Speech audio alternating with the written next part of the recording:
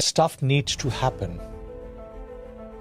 Activity doesn't mean achievement. I see a lot of leaders who are busy, but they're not really making this big impact or positive difference.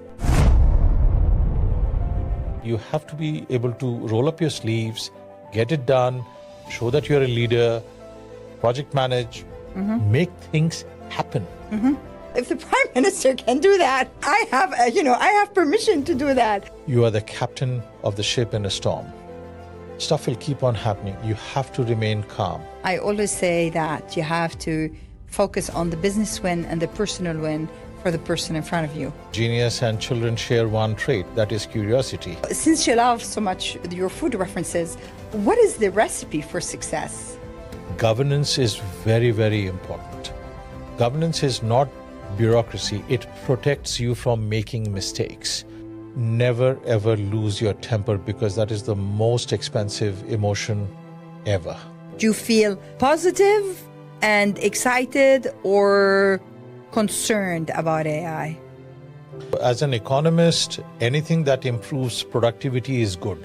As a historian, I'm worried.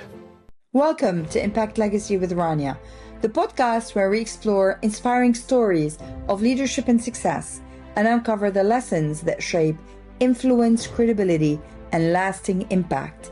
I'm Rania. Each episode, I sit down with leaders, visionaries, and change makers, from audit and risk to CEOs, entrepreneurs to senior leaders across the globe, to explore how they built trust, created value, changed perception, and forged a legacy of impact. Before we begin, please hit subscribe or follow and click the bell. If today's conversation resonates, please like, comment, and share it with your network. Your voice matters as we grow this journey together. So let's begin. Hello, I'm Rania Bejjani. I'm a global governance, risk, and internal audit leader. After a long and rewarding career as Chief Audit and Risk Executive, where I transformed risk and audit into a great success, I now advise boards and C-suite, mentor governance, risk, and audit leaders, and train teams on strategy, design, and implementation to strengthen and modernize governance, risk, and internal audit, elevate performance and perceptions, and create value and trust. I also speak at international conferences and webinars. My work focuses on guiding current and future leaders to develop the strategic mindset, tech savviness, and the critical influence and impact skills to lead with confidence and courage. Through my advisory, mentoring, and training programs, I enable organizations worldwide to build resilience, and I empower governance, risk, and internal audit to become trusted strategic business partners, delivering greater impact. I created this podcast series to spark ideas and inspire leaders, from seasoned board members to rising talent, to infuse more authenticity, heart, and joy into leadership, and to create lasting success, impact, and legacy. Hello, and welcome to this new episode of Impact Legacy with me, Rania. My guest today is one of the most intellectually powerful and influential strategists in the global finance world. His work shaped and continues to define the future of finance. He currently serves as the chairman of the Apex boards for the UAE, India, and other key markets in the Middle East, driving the growth strategy for a $2.5 trillion global financial services provider. His career spans senior leadership roles at major institutions like HSBC and Citigroup, crucial government work in the UK, and shaping the digital asset environment at the Abu Dhabi global market in the UAE. Unique intellectual firepower. He's the only person I know who holds 3 completed PhDs, one in financial modeling and AI, another in politics and terrorism, and food history. Yet, despite his long list of achievements as trader, banker, regulator, senior executive, and board chair, he is most proud of his ability to include food references in almost everything and the ability to make terrible dad jokes at every possible moment. I'm delighted and honored to welcome Dr. Bhaskar Dasgupta. Dr. Dasgupta, welcome. Thank you very much for having me, Rania. Bhaskar, you've had such a rich life. my simple intro cannot do it justice. Take us through your journey from India to the UK to the Middle East. Well, I was born in India to a family of immigrants. Moved around quite a lot of countries. So grew up in India, born there, studied there, worked there, taught there, and then decided I had enough. So decided to come over to the UK to study a bit more, and and then came down to London to start work in the city. Worked as a trader and on the trading floor, risk manager, and then 9/11 happened, and that's where the terrorism PhD came in. Okay. Kept on working as a banker. Ripe old age of 43, I decided to retire. That happy state lasted for about 4 to 6 weeks before the family, including my 2 cost centers, shoved me out of the house. So I had to get out of the house. I felt very bad. So I went and decided to join the British government and worked in a variety of roles. And then after that, I had a great opportunity to go down to Abu Dhabi to join the regulator. I worked there for a few years to help develop that center. And then I had enough of working and I decided to semi-retire. So now, semi-retired, I have my own family office in Abu Dhabi. There's a multifamily office in Dubai, on the board of several firms. And as old retired people do, on several association boards. And I have fun. Sounds like it. That's right. Sounds like it. Where's home? Generally on a plane somewhere. But for tax purposes, it's in Abu Dhabi. But if home is where the heart is, it's usually in a bowl of very nice biryani. Well, I was going to ask you what's your favorite dish, but we'll get to that. Biryani it is. So you hold 3 PhDs. Why? Why? I mean, what compelled you? I mean, some people do 1 PhD and they think, wow, what an achievement. So what compelled you to go for 3? Well, it was simply sort of, just because it's a great opportunity to learn, and you come out of the other side having done something generally very minuscule and very tiny. But it's fun. It allows me to have a great life outside, talking to people who've got brains the size of a planet, and it's just different topics that I can delve into. So it's all fun. It sounds like a lot of fun. So from terrorism and political, which is quite hardcore, to AI, which is even more complex, to finally a food history. Which one is your favorite? Well, I guess each of them appealed in a different way. The AI piece, and this was in the 90s, so it was pretty early at that time. It was quite a lot of fun to actually go into the medical school to understand how to dissect a brain. That was fun. And then try and do mathematics there to, obviously the terrorism one was after 9/11, which is where I went quite deep into that. And then, of course, the food PhD, which was fascinating because I could literally get my teeth into it. So, yeah, they were all different, and they were all, it's like saying, which kid do you like best? I know you love them differently, but you love them the same.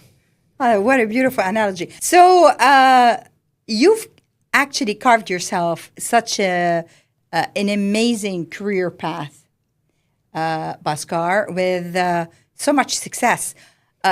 Since you love so much your food references, what is the recipe for success?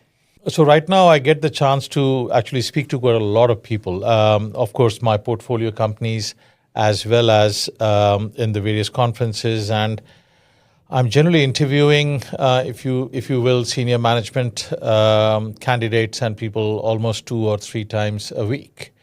That's one of the big things that take up my time. So if I have to talk about sort of, the leadership things, I generally say there's about 5 things that you need to look at. Okay. Now, please don't get me wrong, because I think leadership is very context dependent, country dependent, culture dependent, firm dependent. But these are the 5 things that I would say. So these are the 5 ingredients in the recipe for leadership success. I would say. I mean, all right. Your mileage might vary. But the first thing is, I think a CEO has to be, or a leader has to be curious. Whether you're talking about a team leadership, or you're talking about a sales leader, or you're talking about a CEO or a COO, you have to be curious. It's going back to what Einstein said. So, genius and children share one trait, that is curiosity. So until and unless you are literally like a magpie going in and keeping on trying to understand and find out why, what's happening, then you won't be a proper leader. The second thing is that especially as a leader, you're quite lonely. That's so true, actually. And especially when it gets to the CEO level and entrepreneurs, they're very lonely because they can't actually speak to anybody. You're constantly in the spotlight. So what happens is that you don't usually have frames of reference, and you can very easily panic. And that's the reason why the analogy I give is that you are the captain of the ship in a storm. Stuff will keep on happening. You have to remain calm. One of the things that I keep on saying is never, ever lose your temper, because that is the most expensive emotion ever. So you have to be calm in the storm. And look, storms will keep on happening. You will lose people, strategy will go off, competitors will come in, technology will break, your customers will go off on you, you'll lose people, your processes will break, technology will go up, but stay calm. The third thing is that governance is key. And it goes back to, I'm from Manchester, so Alex Ferguson. The thing is, his key thing was he ground out victories. It was consistency. And that's why governance is very, very important. Governance is not bureaucracy. It protects you from making mistakes. Such a valuable comment. But I would love to explore all of them, but I want to let you go through the 5. So okay. Spend some time on governance. The fact that you are going to have weekly meetings or monthly meetings, having an agenda, having checklists. Very, very, very important for you to be having governance, because that protects you. That makes sure that the human failings that you have, they do not impact your work. The fourth thing that I would say is execution. At end of the day, everybody is a project manager. You know what I tell all my senior leaders? Go and do a project management course. And you can do it for free. Coursera or one of the online pieces. It is vital for you to know how to execute. And project management skills, at least for me and people that I've seen, it's heavily focused on making sure you are able to deliver. And the last thing is that you have to guard against being put onto a pedestal and being the person who's expected to know everything. You need to turn around and say, I don't know actually. I really don't know. But so tell me. So these are 5 things that I would say. But look, I mean, there are 800 more factors for leadership. Well, we're interested in your views today. So let's kind of recap on these. These are awesome, actually, insights. So first, you're saying keeping a curious mind. Ingredient number 1 for the recipe of success is a curious mind. Secondly, keep calm in the storm. Yep. And captain your ship. Thirdly, you're saying governance. Yep. And then fourthly, as Thomas Edison said, strategy without execution is hallucination. So keep focus on execution. And project management is a solid skill. Even if you're a top CEO, you still have a project to deliver. And fifth, you're saying it is about the humility, the willingness to listen, and not believing that you've reached the mountaintop. All right, these are awesome. So let's explore them. So I'm sure that as our listeners will be taking this in, they're going to think, how are we going to cultivate those if we don't have them? I'm going to start with a bit of a controversial question, perhaps. But is leadership innate or is it learned? It's a tough one. I think there are elements of both. If you are born and the culture in which you are raised is and the environment that you are raised forces you to be in leadership positions in school or in playgrounds and things like that, then I would say, look, it's born. It's born with the characteristics that you have. But that's not necessarily the be-all and end-all of it. You can actually learn to do this.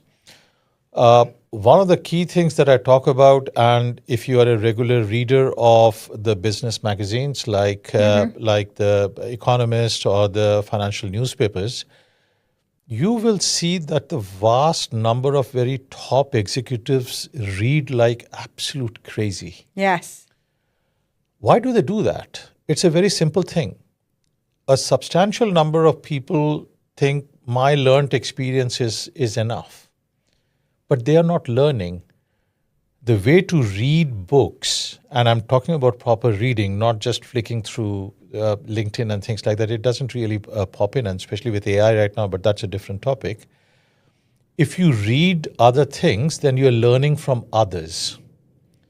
So for me, you should be able to learn leadership. And it's not a static thing. Customers are changing, products are changing, regulations are changing, technology is changing. You have to be a constant learning animal. Evolution. Yes. So, yes, leadership can be learned, and you have to learn, and it has to evolve. When I was younger, I remember at university, we had this essay. And I remember I was, 21, 22, something like that. And I argued that actually leadership is innate. But as I started and carved my own leadership path, I've learned pretty quickly that actually, the nature is important, but nurture is doubly important, because this is how, to your point, we harness, the new insights, and we amplify the skills and we put them to practice. And it's all really about the learning and the practice and doing it. And that's also what I see with my clients that I mentor and that I train, that these skills are so important. Let's start with your insight into curiosity. Can you give us an example of, what does that actually look like in your life, and how can a leader amplify their curiosity? So, the curiosity piece, as I said, is that you wake up and you start with joy. Start with joy. I love that. Right? And it does come with having a good night's sleep. I was in my 40s that I learned the importance of a good night's sleep. Before that, I used to be that macho man. Oh, I can just get by 3-4 hours of sleep. And I did this course on how to learn on Coursera, which is one of the online pieces. And the first thing that they said was, you have to sleep well. Because if you don't sleep well, your memory doesn't retain what you have learned. So when you wake up in the morning, be joyful. There is so much to do, so much to learn, so many people to meet, so many kingdoms to conquer. World domination. Let's go out there and have fun. Let's dominate the world. Right? Let's dominate the world. So if you are a miserable old kid, you're not going to learn anything because oh no, I don't want to do that. I don't want to do that because it's going to be miserable. No, go out there, spread. In cricketing terms, be on the front foot. Do something. Because the world is evolving so fast that you have to keep on doing something different. So the first thing is, I know this is a trite thing, having that positive mental attitude goes a very long way. Second thing is, I keep on at least forcing that myself into that. Every week, every day, every month, do something you have never done before. Yes. Do not fall into that rut. And it could be a simple thing like start a podcast series. Start a podcast series, right? Or get a new haircut, or learn a new language, or read a completely different genre, or go to a place that you would never go to. Force yourself to be uncomfortable. Force yourself to be uncomfortable. So really, it's about also really taking the risk, allowing yourself to fail, being okay with making the mistakes because we learn from them. And it's a willingness, really. Yes, absolutely. And the world is a great place. We are alive. You're talking about me. You're describing me.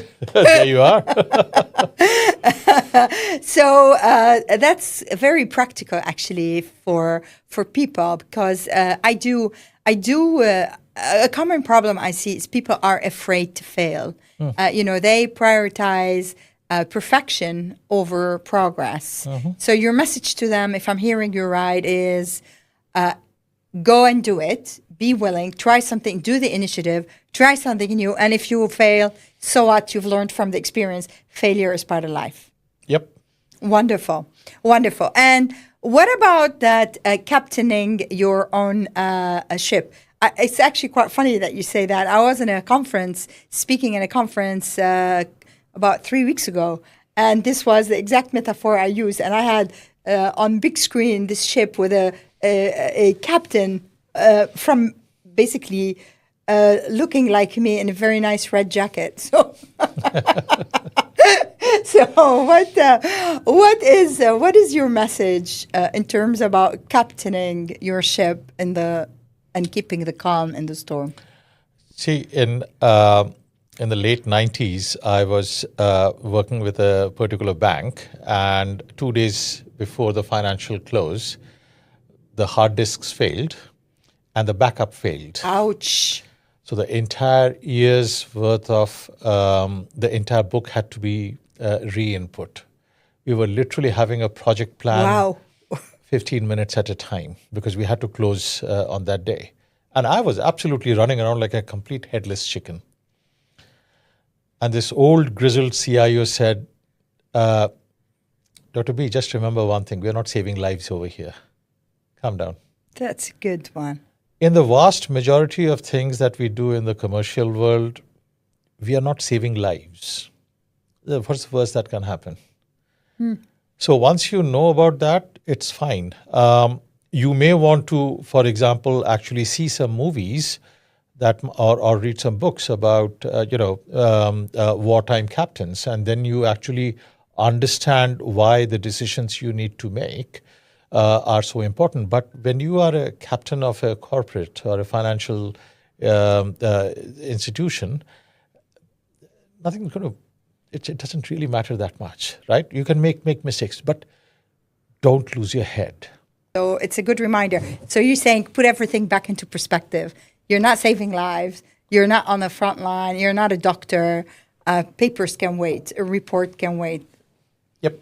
Actually, I remember, I think it was in 2018, I was stressing so much because we had this big deliverable to be done, right? And I was like working hard, long hours, making my team work long hours. And then suddenly I turned on TV, and it was when Theresa May was prime minister. And she made the entire parliament give her an extension on the Brexit deal. And I thought, well, if the prime minister can do that, I have permission to do that. And it was actually quite an instantaneous sense of looking at things fresh. All right. So your third item, I'm going to leave governance to the end, if that's all right with you. Your third item was execution. So what would you say to leaders out there? What else would you say to them in terms of making sure they get it done? Well, first is talk is cheap. True. Right? You have to deliver. At end of the day, the revenues have to be there. The service delivery needs to happen. Cost savings need to happen. Shipments need to happen. Stuff needs to happen. Activity doesn't mean achievement. And far too often people forget and confuse these two things. At end of the day, what have you achieved? I mean, as a trader, you are as good as your last trade. As a salesperson, you are almost as good as your last deal that you have done. As a CEO or somebody senior, it's a bit more diffuse, but what have you delivered? Have you delivered clients? Have you delivered revenue? And I'm afraid underperformance is quite rife. You have to drive that. You have to be out there wanting to do something, deliver something, and you have to do it in a proper way. Goes back to what I was talking about is in project management. Just talking about it doesn't work. You have to be able to roll up your sleeves, get it done, show that you're a leader, project manage, make things happen. That's your job. Love that. I love that. All right. And humility. What are your thoughts on humility and listening to other people and engaging in the people around you to get things done? What's the link between humility and execution? So, I again learned this right at the very beginning of my career. And especially in a sales job or something that is where people are actually going out and flogging your service or your product or whatever the case might be. And it was almost like, and I learned this the hard way, but every time you would go into a presentation, people would start off talking about their product. Yes. And then I was taught this. Your job is to understand the buyer and what is that is going to make the buyer get a better bonus at end of the year. Can you repeat that? So your job is to make your buyer successful. So solve their problem. So it's actually a bit more sophisticated than that. Yes. Okay. At end of the day, the way I define it, what can you do to make your customer or your counterparty get a better bonus end of the year? Okay. How can you make him or her look better in the eyes of his boss at end of the year? All right. That might not involve anything to do with your product or processes. Yes. So this is what when I used to coach and train my team, and now coach and train my clients. I always say that you have to focus on the business win and the personal win for the person in front of you. That basically means you are comfortable with your product. Yes. But you have to have the ability to go there and sit in front of a client and say, I don't know what your main success criteria is. What is your personal drivers? So you start with the questions and ask the person to talk about themselves. You get them to talk about what is that they're looking for. Learn to distinguish between a symptom and a problem. So ask those stupid questions. Ask those, say, I don't know. So why do you want this product? Or why do you want this structure? Or why do you want this? Talk to me. Okay. So don't be afraid to say, I don't know. And people love to explain. Okay. So I would like to draw a parallel between what you are saying and the world of governance, risk, and audit, although I'm jumping ahead because we're going to talk about that later.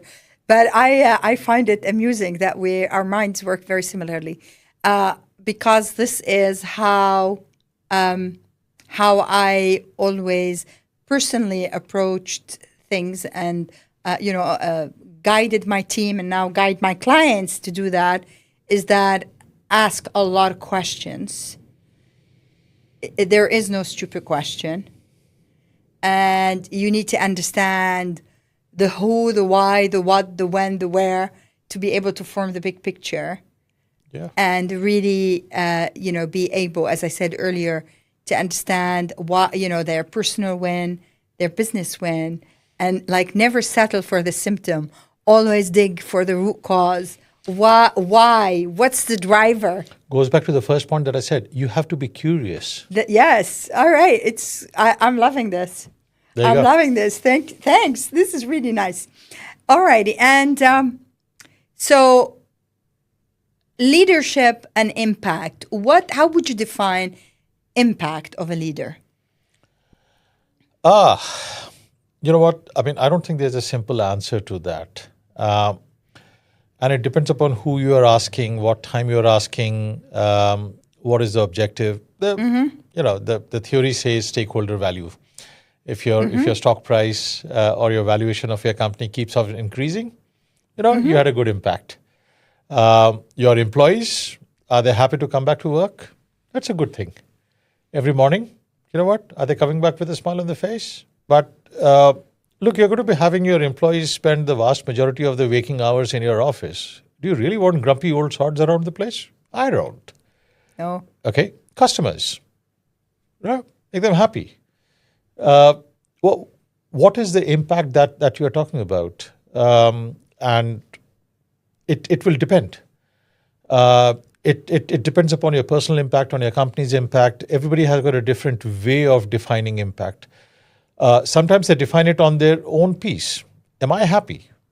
That's how I define it. Somebody else says, are my customers happy? Depends. I love that you're infusing joy and happiness, which links perfectly to my podcast. You're infusing so much joy and happiness and positivity and leadership. And I agree with you. I mean, for me, leadership, if we're not able to bring out the best in ourselves and others, be it customers or peers or teams or clients, what's the point? What's the point? Not everyone shares our views, though. I know. Well, as I said, it depends. I mean, everybody has got a different thing. Now, let's talk, Bhaskar, let's talk about AI and what's happening in the world at the moment, and so much potential for innovation, yet also so much potential for risks, perhaps. How do you see AI shaping the world over the next 2 to 5 years, and particularly perhaps in your space, in financial services? I wish I knew, because every time I've tried to answer the question, the answer has come back completely different. Right. Simply because we are conditioned to think in a linear fashion. X follows Y follows Z. Unfortunately, AI operates in a non-linear way. The way it thinks, it actually mimics human brains. But we force our brains to think about it in a linear way. If you do X, then Y is going to happen. But when you go into AI, then X might lead to P. And you have no way of doing it. And if you look at what's happening right now, first of all, the speed of execution has improved in a huge number of places. Huge. So that's good. There's a huge amount of information that is getting gathered. There are very, very worrying signs as well. If you look at the data that is coming in, the junior staff level recruitment has reduced quite a lot. The quality of decision making has dropped. I just read a paper where venture capital funds are very good at identifying companies that have previously made a successful business, but they are becoming worse and worse in identifying truly innovative startups because there was no history behind it. So AI tells you it's better at pattern recognition, but it's in a very weird way, it is not good at identifying innovation, which is where the human piece comes in. But then there's quite a lot of different things that are happening. So, for example, in my own investments, they are in AI tools. I'm collaborating with somebody for putting together almost like an AI board member. AI board member? Yep. Like as in a robot on your board? Yes. Wow, that's quite innovative. That's quite left field. I wasn't expecting that. There we go. The Albanian government now has got an AI minister. And yesterday they announced that the AI minister now has got children. And the AI minister's children are going to be the support for every other minister. It makes perfect sense because an AI does pattern recognition on a committee or these kind of things. For a doctor, if you look at all the medical pieces, AI does much better things at identifying patterns and identifying diseases. So, quite a lot of benefits, but I don't think we have really thought through the implications of this. And being the miserable old git that I am, it worries me quite a lot that I don't think society and business has really figured out how to handle the downsides. First of all, I don't think you're a miserable old git. You've just been talking about joy and happiness and positivity. So I don't think that. But so on the whole, do you feel positive and excited or concerned about AI? So I'm going to wear several hats over here. Yes. So as an economist, anything that improves productivity is good. Right? There's a new tool. It's come in. It's improving productivity. And as Keynes said, in the long run, productivity is the best thing. That drives human progress. As a historian, I'm worried. Because the problem that happens is that whenever new technology comes in, there is a huge amount of disruption to what I would call as the cultural construct. To give you an example, as I said, I'm a Mancunian. Yes. That's where the Industrial Revolution was born.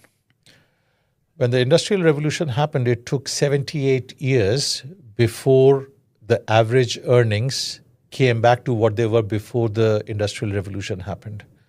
In other words, it took 3 generations before people's average earnings was there. So people actually became poorer.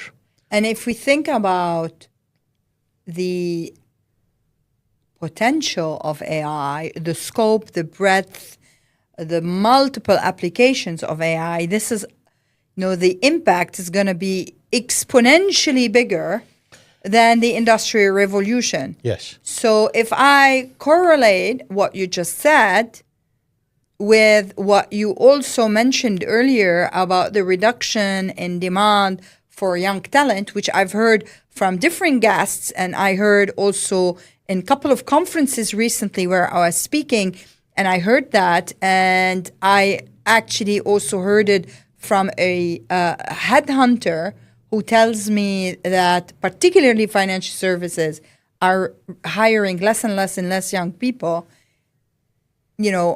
Where are the young generation, how is the young generation going to thrive? And where are they going to get their livelihood? This is a issue that I think we need to pick up because this leads me to the third hat, that is politics. Yes. Is that if you don't give the population productive work to do, they revolt. Yes. And we have started to see this in quite a lot of various countries and jurisdictions, and even now. We have to remember that jobs as a way of living is relatively new in human history. The vast majority of people actually were laborers or professionals or craftsmen or things like that. So vocational education needs to be brought back. So I was in Mumbai and I was at a gallery where a group of 9 to 11-year-olds were asked to paint. And one of the themes was, what makes me different from AI? Oh my God. And there were some extraordinary paintings that were made. One struck out for me. And she said, I can cry. Right? Yeah. Very, very touching and very important thing. But then I thought... AI can analyze, but AI cannot empathize. No. But then the follow-up question I had was, great, you can cry. But who's going to pay you? Very important economical question. Right?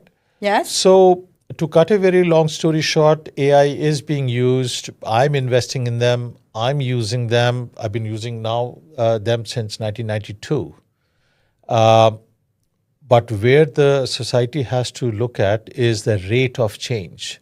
People can get accustomed to almost everything, provided it is manageable change. I don't think we are in a manageable change. We are moving too fast.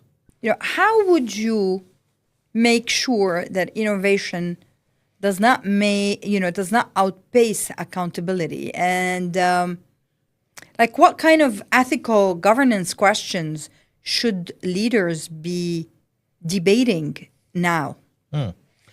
So we have started to grapple with it. You were talking about one of my firms being Epix. Yes. And we look after somewhere around about $3.5 trillion worth of assets globally. It's even more than... Slightly more by the time you said Sorry, so. I got it wrong. No. It is growing fast. Good business. But it's a good business. But one of the things that we have been grappling with is AI, and we are rolling it out substantially.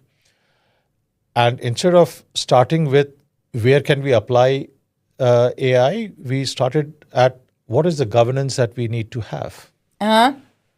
So that's where we started to think about it, because you need to think about what are the ethics behind it, how is it going to be evaluated, model risk. We are going and speaking to various regulators saying this is what we are thinking.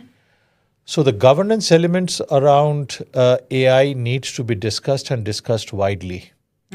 But the problem that happens is that usually these questions only come up once the technical side is well settled, usage is there, and then people say, okay, now let's talk about governance. Yes. Well, the point that I'm trying to make is that things are moving so fast that every second day there is a new business model that is coming up.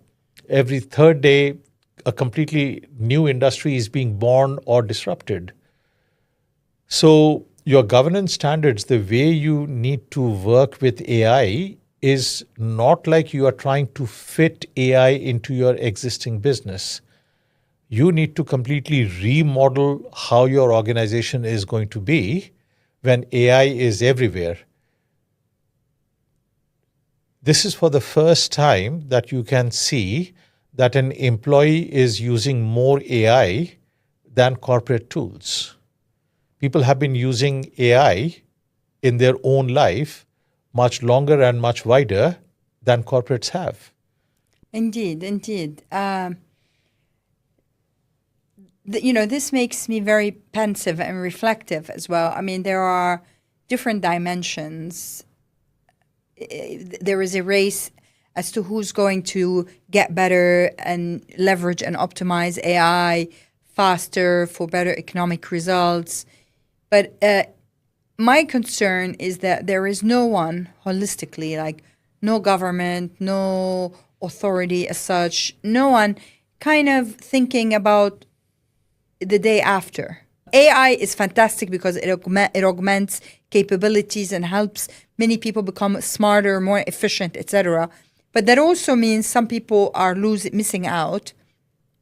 And what's going to happen in the economy, and how will these people live? And I think that question, like I've asked that question multiple times, and no one seems to have an answer. And I don't expect you to have an answer, but it's very interesting that we're not seeing, or at least not publicly, governments discuss this. Like, how are they going to feed these people? How are the young? Like in our generation, we're all at that kind of, midlife point, and eventually, some might, like yourself, retire early, or others might be thinking about retirement in, 5-10 years time. But what about the young who are in their early 20s? I'm really concerned about those. I would join you. I mean, the university system, is it fit? Nor is the schooling system, mind you. No, it's not. Yeah. All right. Well, back to governance. So in today's environment with so many so many challenges, not only AI, macroeconomics, and all that, as organizations become more tech-driven, what changes in governance do you think boards should be introducing? So first, let me start by saying if you have got what I would call as the generally accepted way of running boards, you should be fine. Because by design, they should have strong governance. They should have a good diversity of opinions on boards. You should be asking specific questions. You should have a good board pack. You should ask the difficult questions. You should go away once a year and think about your strategy. So to be honest with you, if you have done all these things, I don't think you need to do anything more, because by design, that board should be able to handle anything new that is being thrown in. That's good assurance. That's good assurance for boards to know that if they're doing this, they are on the right track. Yeah, and they can take care of anything new that is thrown in. One thing that, so that said, I think some of the questions you do need to ask some of the questions that I was talking about is that the time that boards usually have to ask a question, get an answer, and then come up with a response to those answers and then implement usually is anything between 12 to 18 months. Mm-hmm. That has now come down to 3 months. So the speed of change is what boards need to make sure that perhaps instead of waiting for the next board meeting, you have to move a bit faster. And do you think boards are ready? So I was in a breakfast briefing with one of the firms that do AI, maybe about 4 or 5 months ago, maybe a bit longer, maybe 6 months. And I was really struck by a statistic. And one partner in a Big Four stated that a study they had shown that 75% of boards have not actually educated their board members on AI. I mean, for me, that was like bewildering. Does that resonate with you? Do you see that? Let me take a step back and say the vast majority of boards don't understand their financial reports. Mm-hmm. Yes. Right? But we still sign them off. It's true. Awkwardly true, but true. Right? AI, they have read it in the Economist. They have said, and they will ask a question. So what are we doing about AI? That is the most ridiculous question that you can ask. You have to turn around and ask a different question. How is AI going to disrupt our business model? I love that question. Do you want to repeat it, Bhaskar? How is AI going to disrupt our business model? And if you don't get a good answer, then your CEO is perhaps not the right person to lead your organization. The question is not about what are we doing with AI. The question is the ground is going to be taken away from below your feet. So the question you need to ask is, where are the unknown unknowns going to come from? How is it going to disrupt my client, the technology, the process, the people, the strategy, the management? I'm going to go book on Coursera a flower arrangement course. That would help. Backup plan, right? Plan B. Indeed. I do have a plan B, by the way. But another actually interesting statistic was that someone led a workshop for boards and audit co-chairs.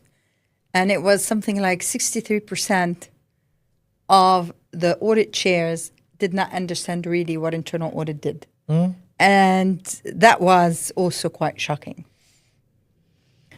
So as someone who cares about governance, and you always promote risk management and audit, and you've done risk management in your past, back to your food references, what spices should audit and risk add to the way they work to make a positive difference in the way they are delivering and creating value seen and perceived in the business?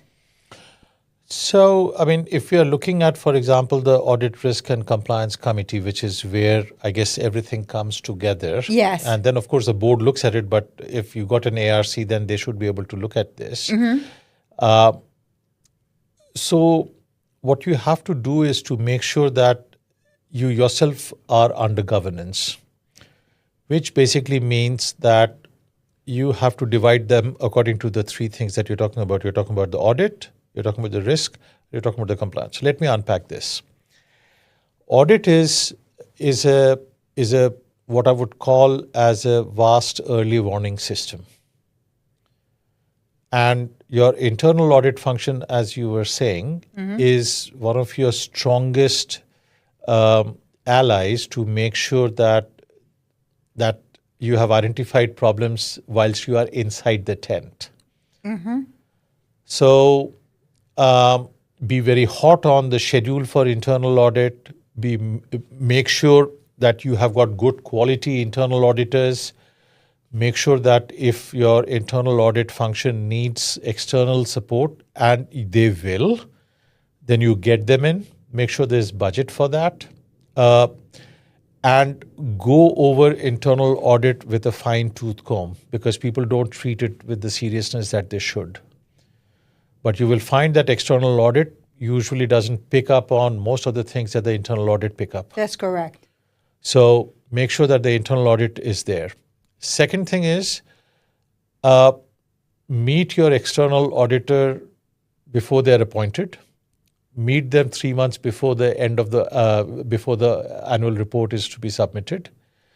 Make sure you sit down with the CFO and the external auditor at least about 6 weeks before the accounts are done. And you make it very clear. You're not talking about the results, you're talking about the process. You don't want the report to land with a thump on your inbox 2 days before the board meeting. Very wise. Right? You need to understand and unpack it. So that's on the audit side. On the risk side, oh my God, where do I start? You actually want to have a risk manager who comes and knocks at your metaphorical door at least once every fortnight. I think we could have a problem. That word could is what you pay your risk manager to do. Your risk manager is your radar, your sensor suite, which keeps on scanning the environment around the company and keeps on saying, this is a problem that may happen. And the mark of a good risk manager is a person who keeps on knocking, we may have a problem. I would much rather prefer to have a risk manager who comes and says, we may have a problem, than somebody who comes and says, we have an issue. Once you have an issue, the risk has crystallized and you lose the most valuable thing that you cannot replace, and that is time. That's a good distinction between problem and issue. So the risk manager is somebody that thinks, who walks the halls, who worries, who's curious, who wonders. I've seen far too many risk managers who are captured by the frameworks and they just do tick marks. Sorry, I laugh because I have an issue with that. Right? Yes. Risk framework. They just think, oh, I've got a risk framework. Oh, look, I've got a fantastic piece. Look at the lovely colors I've got. What does it mean? What keeps you awake? Nothing. That's not my job. Yes, it is your job. Right? If you Absolutely. can't be awake, then you need to tell me, right? And the last is compliance. Obviously, what can I say? Compliance keeps everybody else awake. So, to summarize, I think the ARC committee needs to have a fairly complex governance and layers in there, like a biryani. Like a biryani. We've established that this is your favorite dish. This is fantastic because this is really valuable. It resonates completely with me. Actually, I was speaking on a webinar recently for Board Agenda and Diligent, and this is what I said. I said that so many boards and risk managers are wasting time debating ratings and colors and schemes and should it be like this or a little bit more like that, where in reality what we need is just to actually name things as they are and deal with them. And as a former chief audit and risk officer myself, that transformed audit and risk into very successful functions, working in partnership with management, that resonates and absolutely true. So that's hopefully very helpful advice for our audience. We could talk forever, Bhaskar, because it's an amazing conversation, but time is of the essence. So I'm going to ask you a couple of quick questions. First, you've been, you've done it all. You've been the trader, the banker, the regulator, the strategist, the board chair. As you reflect on all this, what does legacy mean to you at this point in your career, and how do you define it? What definition of legacy guides your decisions today? I'm going to ask your listeners to look up a poem. It's called as by Longfellow, by What is Success? And there are a few things that are quite important. Have you left a child smiling? Have you redeemed a social condition? Have you helped somebody? I'm reminded of what the Dalai Lama said when somebody asked him, what is your religion? He said, my religion is kindness. I love that. All the big things are there, but I think the smaller things are actually the big things. This moves me, actually. I love that. Thank you. Thank you for sharing. You get the opportunity to ask me a question. So you obviously have interviewed quite a lot of leaders, right? What's the the one thing that stands out amongst the good and the great leaders that you have interviewed or spoken to? Let's not just limit it to the people I've interviewed, because my podcast series is relatively new. But of course, I've worked with the leaders and coached and mentored and reported to and influenced and etc. over many, many years. Well, I think there are a couple of things that stand out for me, and they relate a little bit to what you were saying earlier. There are some amazing, great leaders out there, leaders who lead with a lot of authenticity and courage, and I admire that. I admire this combination of intelligence and integrity and authenticity and courage and heart. I love that, personally. But, these, I'd say, frankly, are far and few in between. They are not the major trend. I still see also a lot of people who talk the talk but don't walk the walk. I see a lot of people who, strategize a lot and are good at it, but to your point, they're not executing. I see a lot of leaders who are busy, but they're not really making this big impact or positive difference.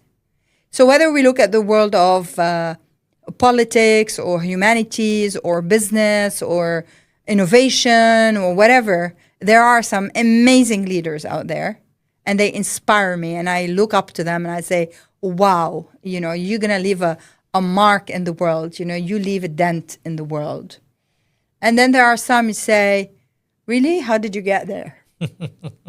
But I guess this is a reflection of the diversity of a humanity. And if everyone, if you eat chocolate every day, chocolate doesn't have special taste anymore.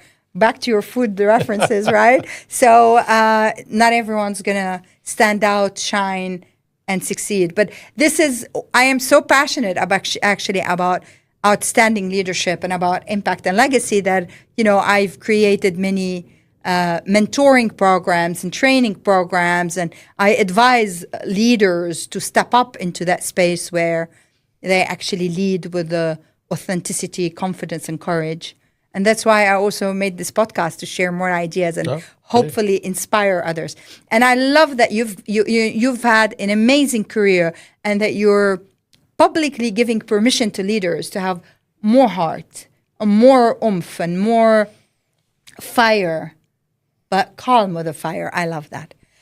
30 seconds. What inspiring advice would you give to rising leaders as they listen to you today to forge his or her impact in life? I would say, just repeat what I said. Be curious, deliver, and have fun.